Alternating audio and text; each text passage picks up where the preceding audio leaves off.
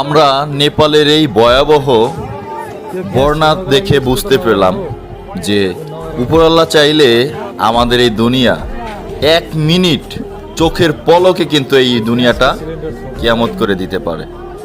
আল্লাহ তাআলার কাছে হাজার হাজার শুকরিয়া করি, আমরা যারা অনেক ভালো রয়েছি আলহামদুলিল্লাহ।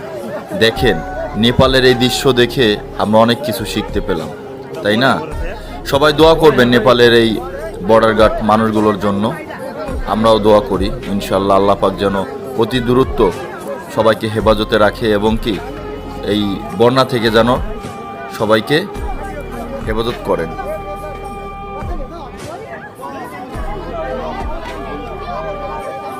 পাইপে সাইড গেছে।